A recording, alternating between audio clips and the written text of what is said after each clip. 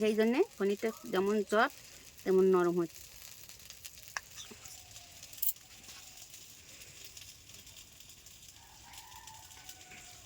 এত সুন্দর খেতে হয়েছে না,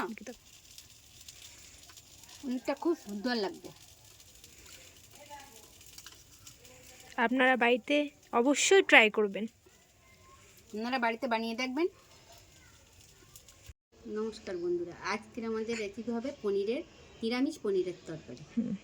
তার জন্য আমাদের চ্যানেলে যদি নতুন হয়ে থাকেন তাহলে সাবস্ক্রাইব করবেন, লাইক কমেন্ট শেয়ার করবেন। আপনাদের একটা শেয়ার আমাদের নতুন নতুন রেসিপি করতে সাহায্য করে। আমাদের আজকের যে নতুন ধরনের পনিরের তরকারি হবে তার জন্য কাজু বাটা, একটু হলুদ, লবণ, চিনি এবং জিরে ও ধনের গুঁড়ো।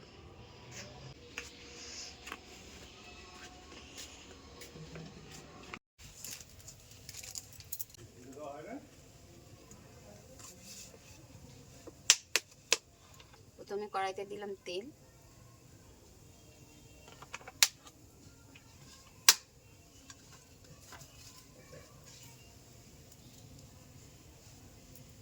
দিলাম একটা শুকনো লঙ্কা কেটে,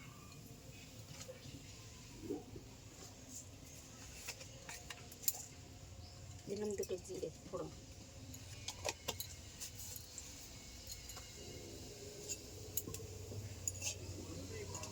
নিরামিষ রেসিপি আমি কোনো পেঁয়াজ রসুন ব্যবহার করছি না।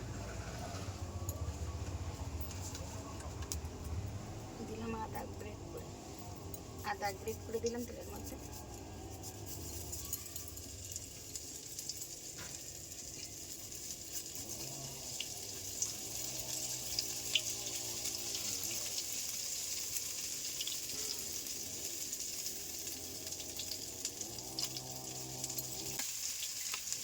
আর আলুগুলো ভালো করে ভেজে নেব।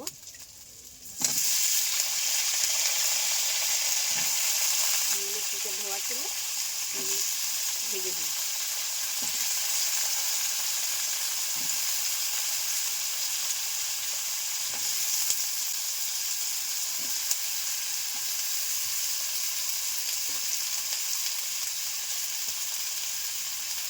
দিলাম 4টে কাঁচা লঙ্কা,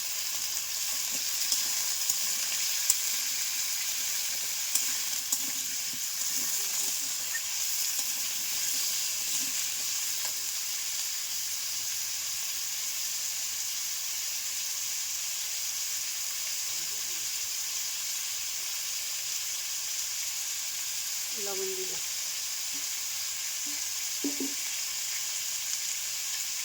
হলুদ দিলাম সামান্য, একটু আলু বাটায় সাদা হবে তরকারিটা, হলুদ খুব কম, লাল লাল করে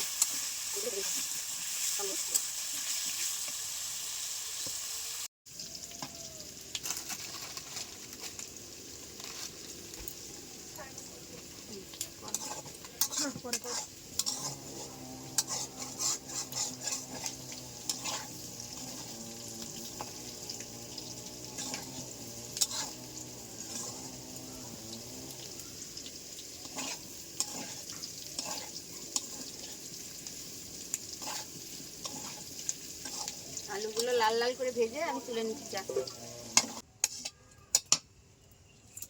আলুগুলো লাল লাল করে ভেজে তুলে নিলাম।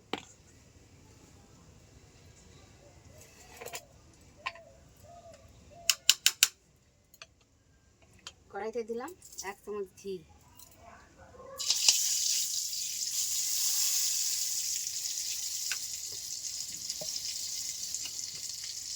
ঘিগুলো দিলে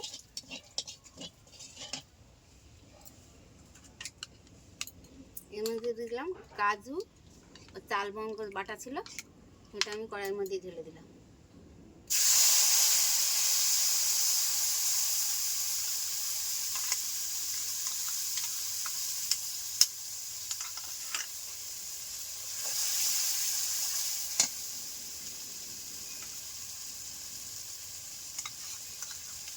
দিলাম টক দই, দিলাম টক দই,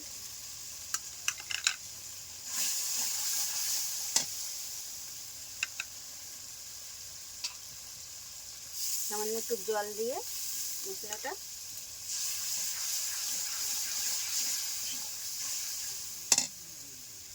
দিলাম, একটু লবণ, একটু চিনি দিলাম এর মধ্যে। যেহেতু নিরামিষ তরকারি একটু মিষ্টি মিষ্টি হলে ভালো লাগে।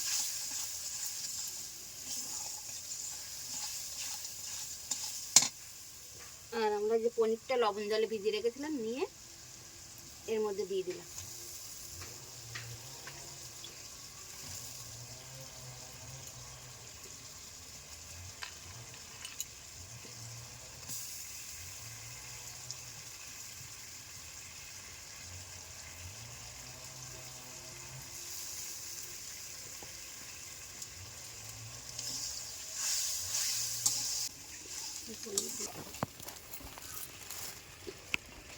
লবণ জলে ভেজানো পনিরগুলো এই মশলার মধ্যে ভেজে নিচ্ছি। পনির ভেজে নিলে শক্ত হয়ে যায়, এইভাবে রান্না করলে খুব সফট ও নরম থাকে। এর মধ্যে এবার দিলাম 1 বাটি জল।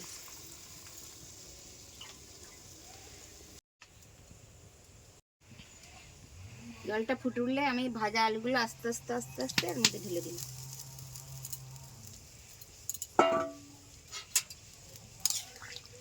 যেহেতু এগুলো হাফ সেদ্ধ হয়ে গেছে, বেশিক্ষণ ফুটতে লাগবে না। তোমার কাজু কিশমিশ বাটা হলে সাদাই তো হবে, হলুদ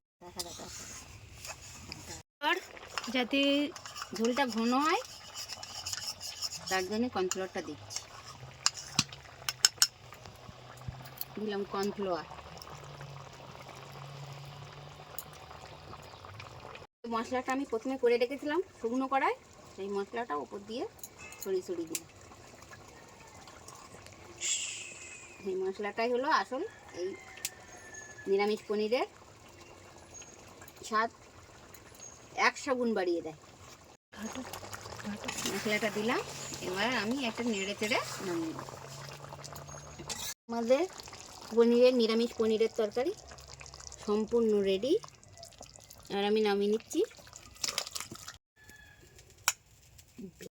আমাদের এই পনিরের তরকারি নিরামিষ রুটি পরোটা দিয়েও সুন্দর লাগে, ভাত দিয়েও খেতে পারেন। ভাত দিয়ে বেশি টেস্টি। পনিরটা খুব সফট ও নরম হয়, যেহেতু ভাজিনি তো সেই জন্যে পনিরটা যেমন সফট তেমন নরম হচ্ছে।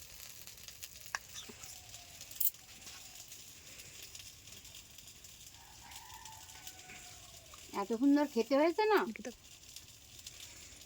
পনিরটা খুব সুন্দর লাগবে। আপনারা বাড়িতে অবশ্যই ট্রাই করবেন। আপনারা বাড়িতে বানিয়ে দেখবেন, একবার খেলে বারবার খেতে ইচ্ছাই হবে।